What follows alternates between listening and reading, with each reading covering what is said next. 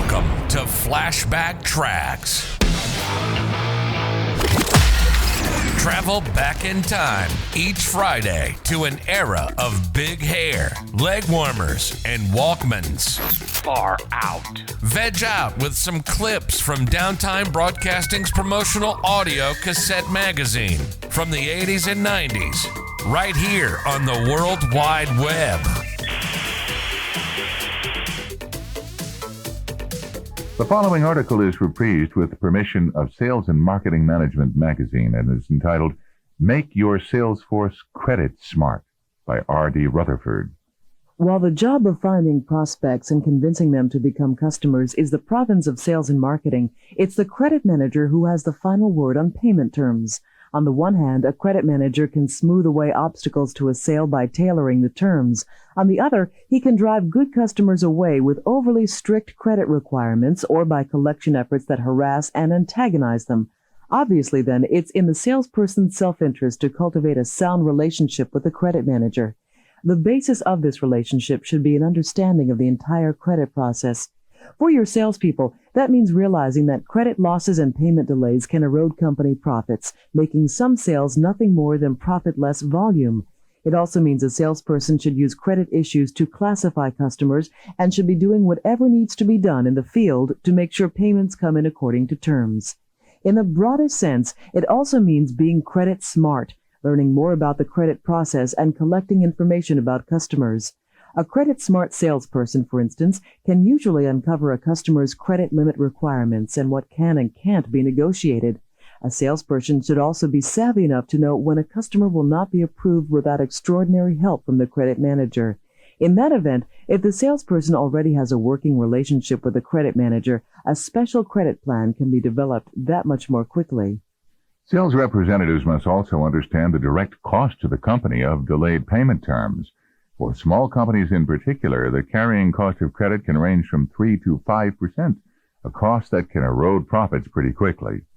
To put all sales transactions on firmer footing, salespeople should understand all the alternative means of payment and their impact upon the liquidity of the customer and his company. While most salespeople pay lip service to recognizing the sales cycle, some feel their responsibility ends with the order. Some companies encourage this short-sighted thinking by paying sales commissions based on posted sales rather than paid-up sales.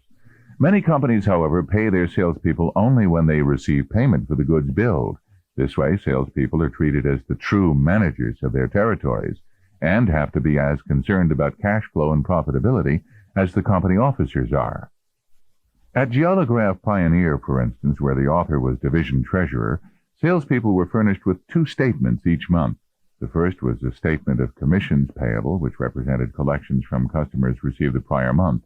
The second was a statement of potential commissions and represented all billings not yet paid. These complementary statements told each sales representative the status of his accounts every month and encouraged a closer working relationship between sales and credit. The sales cycle notion points out the difference between 2 concepts that are important for any manager to understand: profitability and liquidity. Just because a company is profitable, it sells goods for more than it costs to produce them, that doesn't mean it generates enough cash from those sales to stay in business. A $200 profit on a $500 sale doesn't mean that you have $200 in the bank. You receive the money only when the customer pays you the $500. While you record a profit of $200 in the current month, you may not receive the $500 if the payment terms are 90 days for 3 months. In the meantime, you borrow from the bank, use cash you have in your bank account, or ask the stockholders for an additional investment by selling them stock. To put credit payment terms into perspective, credit-smart sales professionals should view them as being part and parcel of what they're selling. Payment terms in particular are a vital component of price, which is one of the essential elements of marketing.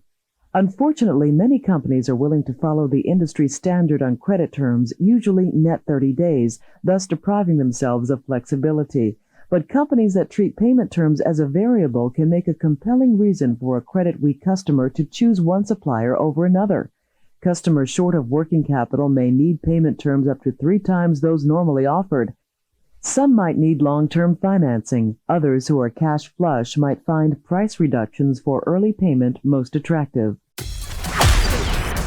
Travel back in time with us next Friday as we share more clips from the 80s and 90s on another rad episode of Flashback Tracks, exclusively on Promo Corner. Time to bounce.